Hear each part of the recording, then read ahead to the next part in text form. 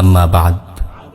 লজ্জা একটি মহিমান্বিত গুণ যা মানুষকে সুন্দর ও কল্যাণের দিকে পরিচালিত করে এবং অসুন্দর ও অকল্যাণ থেকে দূরে রাখে। লজ্জা সচ্চরিত্র ও সৎকর্মের উৎস। সহিহাইনে বর্ণিত হাদিসে এসেছে, রাসূল সাল্লাল্লাহু আলাইহি ওয়াসাল্লাম ইরশাদ করেন, আল হায়াউ লা ইয়াতি ইল্লা বিখাইর। লজ্জা কেবল কল্যাণই বয়ে আনে। সহিহ মুসলিমে এসেছে, রাসূল সাল্লাল্লাহু আলাইহি ওয়াসাল্লাম ইরশাদ করেন, আল হায়াউ খায়রুন কুল্লু।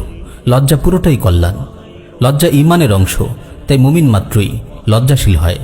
সহিহ মুসলিমে এসেছে, রাসূল সাল্লাল্লাহু আলাইহি ওয়াসাল্লাম ইরশাদ করেন, আল ঈমানু বিদউন ওয়া সাবউনা আও বিদউন ওয়া সিত্তুনা শু'বা ফাআফদালুহা কাউলু লা ইলাহা ইল্লাল্লাহ ওয়া আদনাহা ইমাতাতুল আযা আনিত তারিক ওয়াল হায়াউ শু'বাতুম মিনাল ঈমান।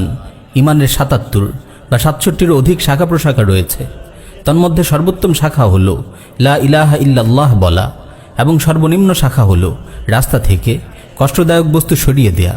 আর লজ্জা ঈমানের গুরুত্বপূর্ণ শাখা। দ্বীন ইসলামের একটি মূলনীতি হল মাখলুক খালিকের গুণে গুণান্বিত হবে, সৃষ্টির স্রষ্টার গুণে গুণান্বিত হবে। তবে এই নীতি স্রষ্টার কেবল ওইসব গুণের ক্ষেত্রেই প্রযোজ্য যেগুলো সৃষ্টির সঙ্গে সঙ্গতিপূর্ণ। যেমন হাদিসে এসেছে, আল্লাহ তাআলা দয়ালু, তিনি দয়ালু বান্দাদের ভালোবাসেন। আল্লাহ তাআলা মহান, তিনি মহৎ লোকদের ভালোবাসেন।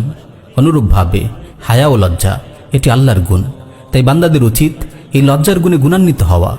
সুনানে তিরমিজিতে বর্ণিত একটি সহিহ হাদিসে এসেছে, রাসূল সাল্লাল্লাহু আলাইহি ওয়াসাল্লাম ইরশাদ করেন, ইন্নাল্লাহা হাইয়্যুন কারীম ইস্তাহয়ি ইযা রাফা আর-রাজুলু ইলাইহি ইয়াদাইহি আন ইয়ারুদ্দাহুমা সিফরান খাইবাতাইন। আল্লাহ তাআলা অত্যন্ত লজ্জাশীল এবং দানকারী। বান্দা যখন তার দরবারে হাত তুলে দোয়া করে তখন তিনি তাকে খালি হাতে বিফল মনোরথে ফিরিয়ে দিতে লজ্জাবোধ করেন। প্রিয় নবী সাল্লাল্লাহু আলাইহি ওয়াসাল্লাম ছিলেন লজ্জাশীলতার মূর্ত প্রতীক। সহিহ বুখারীতে এসেছে, আবু সাঈদ খুদরি রাদিয়াল্লাহু তাআলা আনহু বলেন, কানান নাবিয়্যু সাল্লাল্লাহু আলাইহি ওয়াসাল্লাম আশাদ্দা হায়াআন মিনাল আযরা'i ফি খিদ্দিহা ফাইযা রাআ শাইআন ইয়াকরাহুহু আরাফনাহু ফি ওয়াজহি। রাসূল সাল্লাল্লাহু আলাইহি ওয়াসাল্লাম অন্তঃপুরের কুমারী মেয়েদের চেয়েও অধিক লাজুক ছিলেন। অপছন্দনীয় কোনো বিষয়ের প্রতি যখন তার নজর পড়ত, আমরা তার চেহারা দেখে বুঝতে পারতাম। প্রিয় ভাই, একজন আদর্শ মুমিন খুবই লজ্জাশীল হয়। এই লজ্জা তাকে গুনাহ থেকে বাঁচিয়ে রাখে।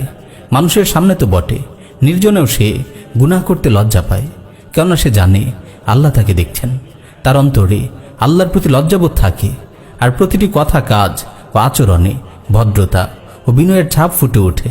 লজ্জার এই মহিমান্বিত গুণ তার প্রতিটি পদক্ষেপকে সাফল্য ও কল্যাণে ভরে দেয়। আল্লাহ তাআলা আমাদের সবাইকে লজ্জার গুণে গুণান্বিত হওয়ার তৌফিক দান করুন। আমিন ইয়া রাব্বাল আলামিন।